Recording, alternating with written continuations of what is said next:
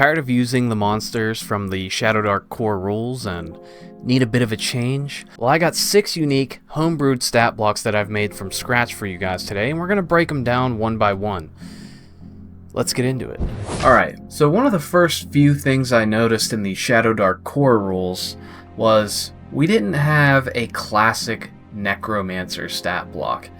So we can see here, a Necromancer is a wizard who raises the exhumed dead to do their bidding. They have a single attack that they can do per turn, and they are a level 6 stat block, so they're pretty good as a solo elite monster to have in with a bunch of zombies and skeletons, usually. So, looking down through the spells here, they have 4 spells, unlike the mage, which I believe has 5 or 6. Cadaver's Clutch is going to be the first spell on the stat block. This is a way for them to summon the dead to hold the living in place while their minions do the work for them. So, essentially, all living creatures that are within this cube that they summon are held by spectral hands until they make a DC 15 strength check to escape. It's a pretty good ability. It's really good for crowd control. I always think Necromancers should be really a pain to fight. They should be really scary. So Corpse Call is the second one. That is their necromancy spell. They craft a corpse into a loyal level 2 undead until the Necromancer dies. That's an important thing to note. So the players have an objective when there's a Necromancer. Much like when there's a healer on the enemy team, that's usually the focus. You need to take them out. So with the Necromancer, if you kill them, all of the undead that they summon also just crumble, because the necromancy isn't holding them and binding them anymore. So the Necromancer is the conduit. Drain Life, you're going to see, is the third spell here. This is a pretty scary one. It deals 1d6 damage, and then the Necromancer regains that much HP. So they don't really have defensive spells. I make Necromancers more offensive than defensive, but they can sustain themselves rather than become super tanky. I think that makes them more interesting to fight. And then, of course, finally we have Atrophy. This is a very Necromancy-like spell. It essentially reduces the maximum HP to a target by 1d4 until that person is healed by a level 4 or higher priest. So you fight a Necromancer, you come away with lasting injuries and lasting trauma. I think that makes for a very good monster that's pretty scary to fight. Alright, so our second stat block here is a bit more straightforward, but it doesn't make it any less deadly. This is a Grommok. They are towering Mammoth-men in black iron, bearing tower shields.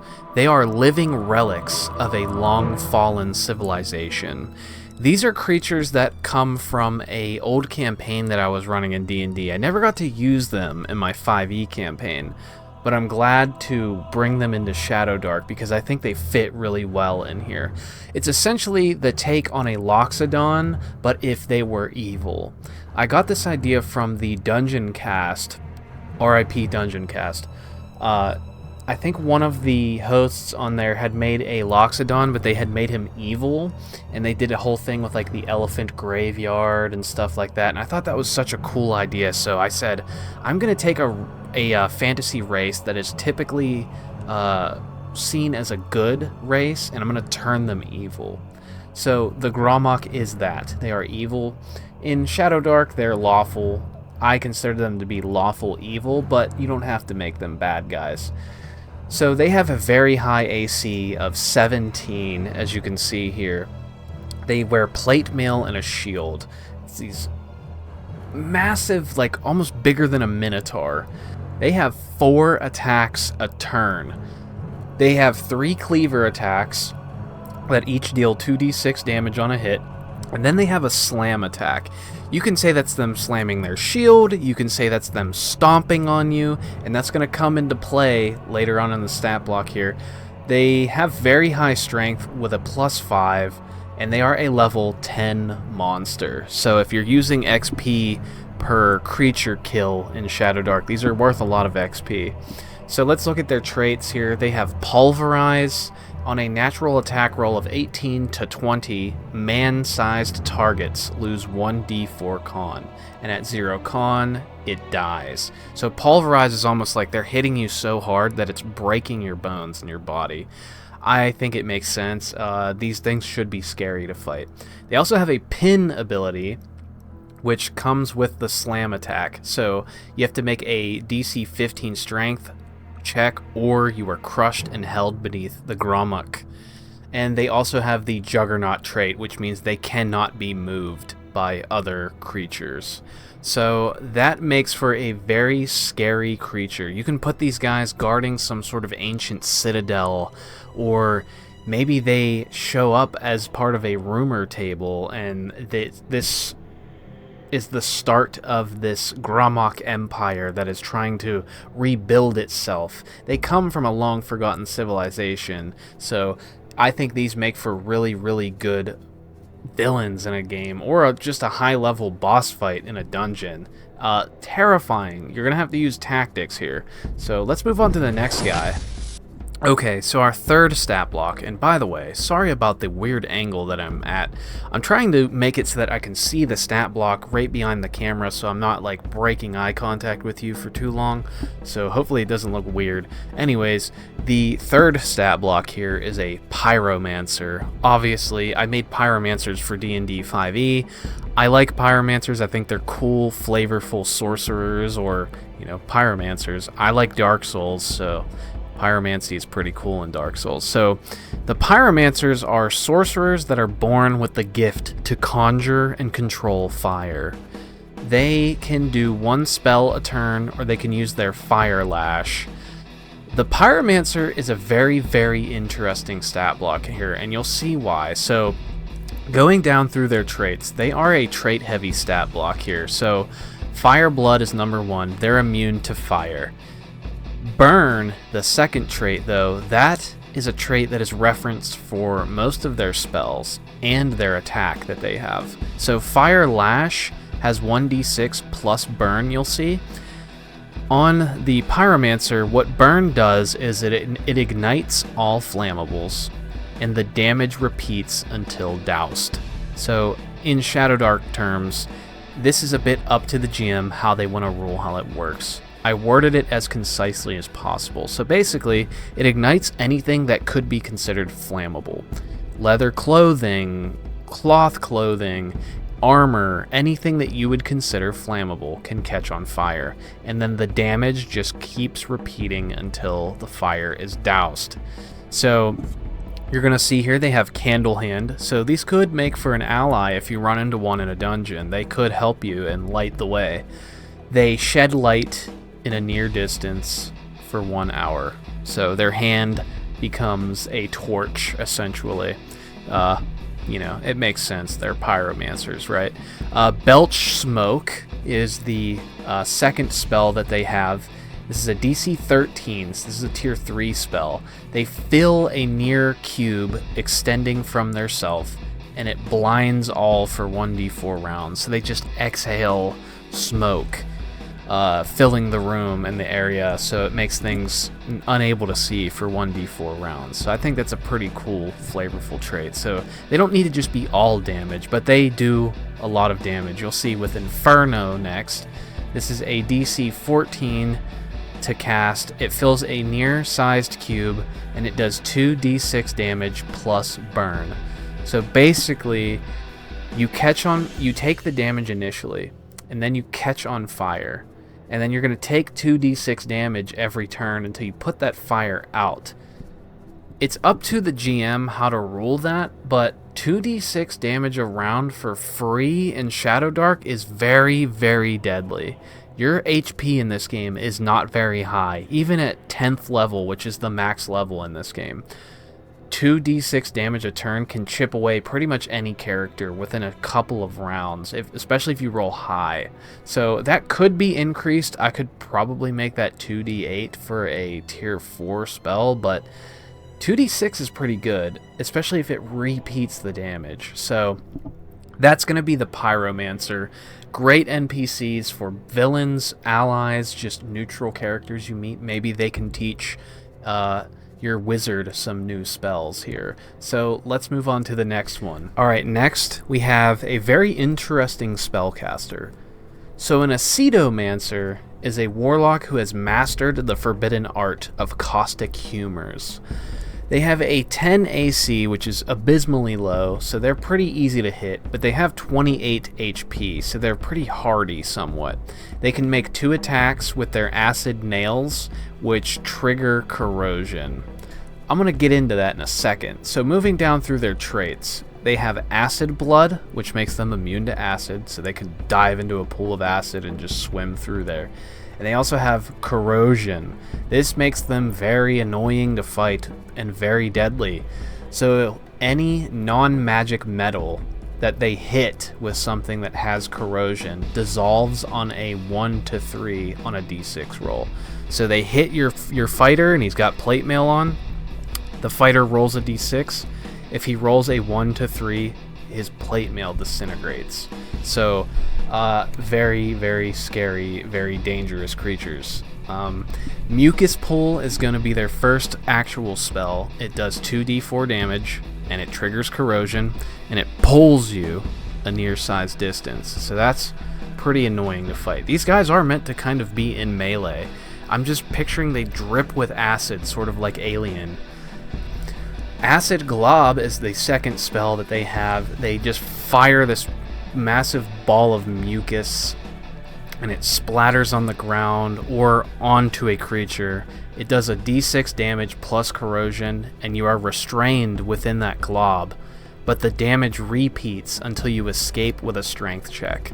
And every time they take damage, it triggers corrosion. So very, very likely that one of your items or all of your metallic items in your inventory are going to get absolutely disintegrated when you fight this guy. So it's good to have backups on hand. This is sort of a learning lesson for the party to remind them that they should always have a backup just on hand when it comes to weapons, or trying to get that gear enchanted as fast as possible. Now their final spell here is a really, really dangerous one. It's called Sizzling Pit. And what it does is they open up this sinking acid pit, and the depth of the pit gets deeper and deeper for 1d4 rounds. And while you're in there, you take 2d6 damage, and it triggers corrosion until you escape the pit. So these guys are annoying, admittedly. I know they're annoying to fight. It's not going to make your melee classes happy. It's not going to make your priest happy, but it does its job. These are good bad guys. What better character to go after than the one that destroys your gear? That's the Acidomancer. Use with caution because your players are going to get mad at you. Alright, so this next one here is actually, I think, my favorite out of all of the ones that I've created. This is a Vespaedor. It's inspired by the Resident Evil 4 Novistador, which are these large insectoid human-like monsters. So the Vespaedor are halfling wasp folk. They are aggressive and territorial, but they are infamously clumsy. So these are really low-level mob monsters. I would consider these mooks. They do 1 attack per turn, it has no modifier to hit, and it does a d4 damage, and it triggers venom. They can also fly a double near distance, which is pretty dangerous. In a group, you have to think outside of the box when you play a game like this, because otherwise you're going to look at the stat block and say, well, that's all it can do is sting you. No, they have wings. Make a group of these fly down and grab the wizard and start flying up with him. Make them do it to the fighter character. You got to think outside of the box. That thief that's wearing all that light armor, you know, he's really light on his feet. He's a halfling. The Vespaedor swarm him, they grab him, and they pick him up, and they start just flying up in the air with him. That's going to make the party have to think on their feet. So the fun stuff about this guy is when they sting you, you have to make a DC 9 con check, or you're going to take an extra 1d4 damage from the venom. But also, they have a weakness, and this is a low-level monster, so this weakness is pretty fun. If they roll a nat 1 on their attack roll, their stinger detaches, and they die. Also, if the party is smart, they can utilize that against them. So if the stinger is removed otherwise, it also dies. So your fighter who is swinging and swinging and he keeps missing, he could just grab the stinger and pull it out, instantly killing the Vespaedor. So these are pretty fun monsters. I hope you use them in your game. Torture your players with them. Let me know how it goes. We have one more to get through, so let's get into that. Okay, so last but not least, we're going to look at the Tainter. These are undead that are mimics. They almost mimic people. These are leprous undead that mimic and pass for the living, spreading foul plagues through saliva and blood. So these guys are people that have died due to a disease, and it's hard to tell that they're actually dead and not living, so they actually can talk and go about their day as normal, almost like a Resident Evil 4 villager or a Ganado. Picture them like that. That's the idea I had when I made these guys. So they have a single attack that does damage. It's called the Rusty Dirk, which is a type of dagger. It only does a d4 damage on hit. Or they have a spit attack that does no damage, but it triggers the disease that they carry. So they can just spit on you. Yeah, they have to be like within melee, basically. These are also level 1 creatures, so they're not very high level, and they're more of a mob enemy. So they are immune to morale checks because they are undead. They carry this disease. So if you touch them or you damage them while within close range, you have to make a constitution check or you become infected. And each day that goes by, you have to repeat that constitution check or you're going to lose 1d4 to your dexterity score. And you cannot heal that unless you bathe in holy water to cure the disease, which leads into the weakness of this monster. A vial of holy water kills the Tainter. These creatures are quite interesting indeed. You can make an entire quest line out of these monsters, which, foreshadowing, may or may not be an upcoming project of mine that I'm working on with my good friend Sock. That's going to be it for this video. If you want to see a cool homebrew class that I made for Shadowdark, click on this video here to see the Penitent. I am DM Dungeon Mastery. I'm not saying goodnight. I'm just saying. I'll catch you in the next one.